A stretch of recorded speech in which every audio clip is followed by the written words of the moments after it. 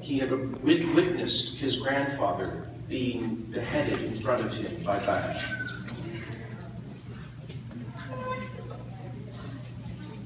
And yet, there I was at this Christmas celebration, and I saw young Yusuf standing up with the other refugee children as a choir, singing in Chaldean, this ancient language.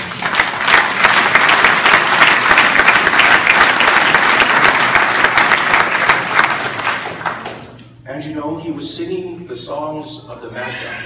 He was singing a carol about the Magi. And for those of you who don't know, there's an ancient Christian tradition that the Magi came from Mesopotamia.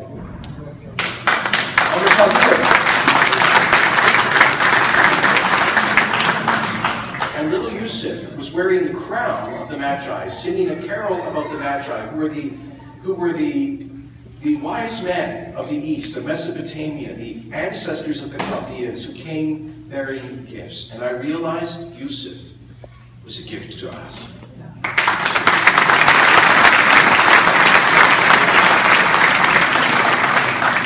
He is a gift to us because he will always remind us in Canada about the wonderful blessings that we take for granted, our freedom, our prosperity, our security, and our peace.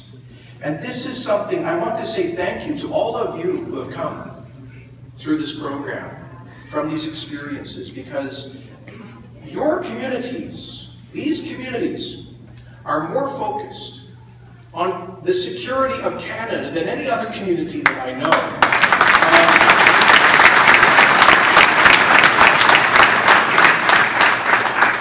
So let me then speak briefly about the future. First, let me say, our government was criticized for not welcoming more people from Syria more quickly by media who still to this day have not acknowledged the 23,000 Iraqi refugees that we brought from Syria for reasons that escape me. When sometimes I'm doing interviews with journalists, they get angry with me when I discuss these families who are here. I don't know.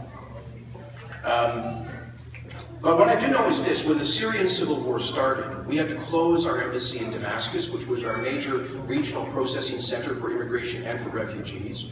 We had to locate some of those people to Ankara, some to Beirut, some to Amman.